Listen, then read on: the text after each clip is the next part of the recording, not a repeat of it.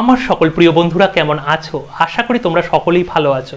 তো বন্ধুরা, আমি আগের ভিডিওতে বলেছিলাম, এই ভিডিওতে আবার বলছি, এই বছরটা কিন্তু গেমিং ফোনের জন্য একটা গোল্ডেন ইয়ার হতে যাচ্ছে। তোমরা নিশ্চয়ই বুঝতে পেরে গেছো, #GT এই নামটা নিয়ে কিন্তু রিয়েলমি থেকে শুরু করে পোকো একের পর এক ফোন লঞ্চ করছে, আর পরবর্তী সময়ে আরও ফোন লঞ্চ কিন্তু তারা করবে।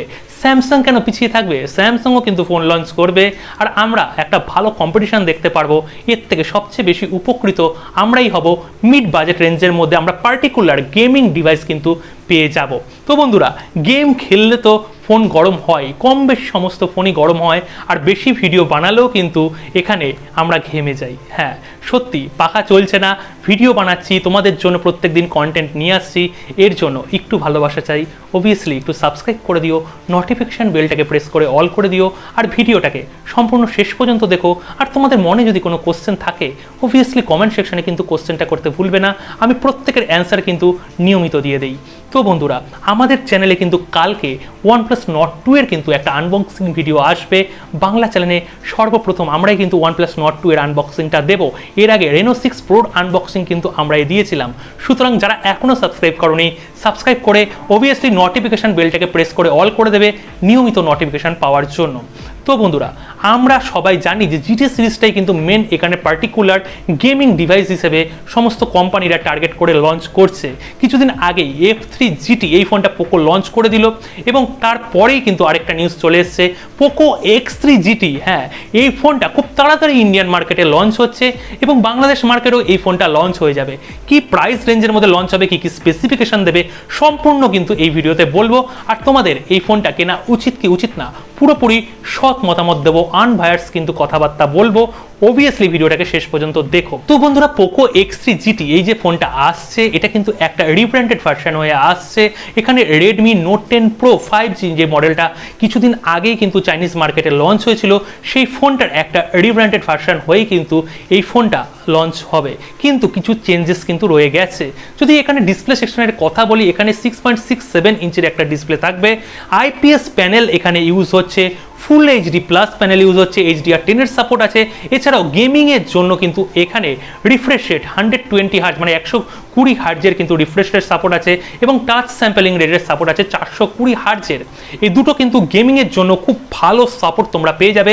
শুধু একটাই কম্প্রোমাইজ করা হয়েছে, এখানে Redmi Note 10 Pro 5G যেটা চাইনিজ ভ্যারিয়েন্ট ছিল, ওখানে সুপার অ্যামোলেড প্যানেল ছিল, এখানে কিন্তু তারা IPS প্যানেল ইউজ করছে। হ্যাঁ, কস্ট কাটিং সিম্পলি করছে, এর জন্য আমরা ভালো বেনিফিটও পেয়ে যাচ্ছি। প্রসেসর সেকশনে এখানে কিন্তু মিডিয়াটেকের ডায়মেনসিটির 1100 প্রসেসরটা ইউজ করছে। 1200 না, 1100। 1200 থেকে এক স্টেপ নিচে কিন্তু একটা দুর্দান্ত গেমিং লেভেলের প্রসেসর, ভালো পারফরমেন্স তোমরা পেয়ে যাবে, ডে টু ডে কাজ করতে পারবে। একটা ভালো তুল্যমূল্য কিন্তু একটা ভালো প্রসেসর এখানে পোকো নিয়ে আসছে। যদি ক্যামেরা সেকশনের কথা বলি, এখানে পেছনে তোমরা তিনটে ক্যামেরা পেয়ে যাচ্ছ। 64 মেগাপিক্সেলের মেন ক্যামেরা, যেটা কিনা একটা আননোন সেন্সার, কোন সেন্সার ইউজ হয়েছে এটা কিন্তু আমরা জানতে পারিনি মানে এখানে ওমনি ভিশনের সেন্সারই কিন্তু দেবে। 100% বলে দিলাম, ওমনি ভিশনের সেন্সারই কিন্তু এই ফোনটা আসছে। 8 মেগাপিক্সেলের একটা আলট্রা ওয়াইড ক্যামেরা থাকছে, আর 2 মেগাপিক্সেলের একটা ম্যাক্রো ক্যামেরা থাকছে। ডেপথ ক্যামেরা দেয়নি, ভালো করেছে দেয়নি। আর 2 মেগাপিক্সেলের এখানে ম্যাক্রো ক্যামেরাটা কেন দিল? এখানে সুপার ম্যাক্রো 5 মেগাপিক্সেলের ক্যামেরা টেকনোলজি তো অলরেডি এখানে আছে, রেডমি বা পোকো যার কাছেই হোক না আছে, দিয়ে দিতে পারতো সিম্পলি। 2 মেগাপিক্সেল ইউজলেস একটা ক্যামেরা, কোনো কাজে লাগে না।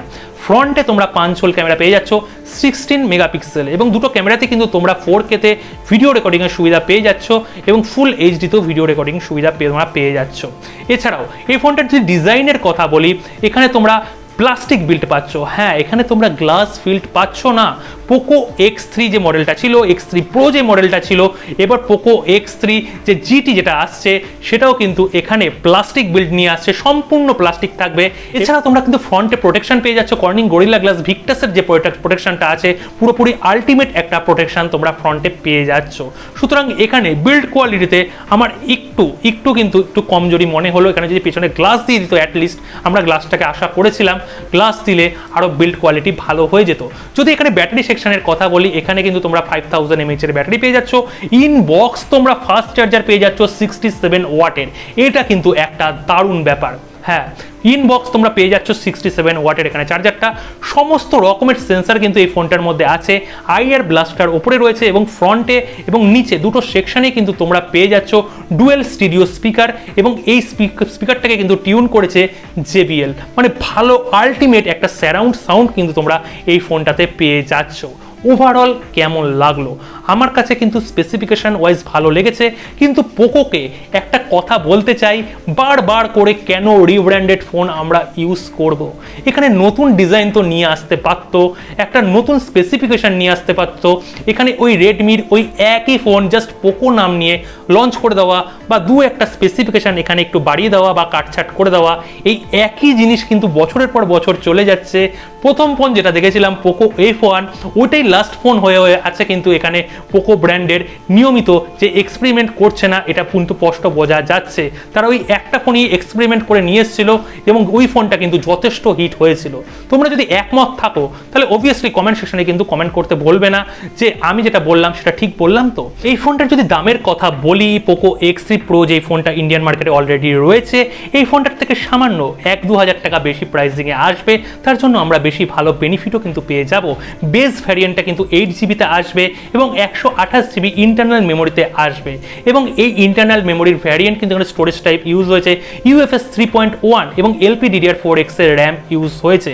এছাড়াও তোমরা কিন্তু এই ফোনটার মধ্যে কোনো রকম এক্সট্রা মেমোরি কার্ড লাগানোর জায়গা পাবে না, এখানে কিন্তু দুটো সিমই ইউজ করতে হবে। এটা একটু ড্রব্যাক রয়ে গেছে। আরেকটা বড় ড্রব্যাক রয়ে গেছে, 3.5mm অডিও জ্যাক কিন্তু তোমরা এই ফোনটার সাথে পাচ্ছ না, এইটাও কিন্তু একটা বড় ড্রব্যাক হয়ে গেছে। যদিও এই ফোনটার প্রাইস কিন্তু 20 থেকে 21 হাজার টাকায় ধরা হচ্ছে ইন্ডিয়ান মার্কেটে, এইরকম একটা প্রাইস রেঞ্জের মধ্যে এই ফোনটাকে লঞ্চ করা হবে, এবং এই ফোনটা যখন বাংলাদেশ মার্কেটে লঞ্চ হবে এই ফোনটার প্রাইস 26 থেকে 27 হাজার টাকা ম্যাক্সিমাম, এইরকম প্রাইসিংয়ের মধ্যেই কিন্তু বেস ভ্যারিয়েন্টটাকে লঞ্চ করা হবে। সম্পূর্ণ 5G ফোনের তোমরা বেনিফিট পেয়ে যাবে, বাংলাতেই বলছি 5G ফোন হিসেবেই কিন্তু এই ফোনটা আসবে। এবং এই ফোনটার প্রাইসিং তোমাদের কেমন লাগলো এবং তোমরা কারা ওয়েট করে বসে আছো অবভিয়াসলি কমেন্ট সেকশনে কিন্তু কমেন্ট করতে ভুলবে না। আমি যদি বলি যারা গেমিং পারপাসের জন্য একটা ফোনের জন্য চিন্তা করে বসে আছো যে গেমিংয়ের জন্য একটা ফোন কিনবে যার প্রাইসটা আরেকটুখানি কম হবে এবং এক্সট্রা ভালো পারফরমেন্স পেয়ে যাবে, মোটামুটি ক্যামেরা সেটআপ পেয়ে যাবে এবং ফাস্ট চার্জিংয়ের সাপোর্ট পাবে, তাড়াতাড়ি ফোন চার্জ করবে এবং ভালো ব্যাটারি ব্যাকআপও পেয়ে যাবে, তারা অবভিয়াসলি এই ফোনটার জন্য ওয়েট করতে পারো। এই ফোনটার প্রাইস কিন্তু অনেকটাই কমে আসবে। পোকো F3 GT যে ফোনটা রয়েছে তার থেকে অনেকটা কম প্রাইসিংয়েই কিন্তু এই ফোনটা লঞ্চ হবে। ভিডিওটাকে অবশ্যই শেয়ার করো, লাইক করো, পরবর্তী ভিডিওর জন্য অপেক্ষা করো, খুব তাড়াতাড়ি পরবর্তী ভিডিও নিয়ে আসছি। নমস্কার।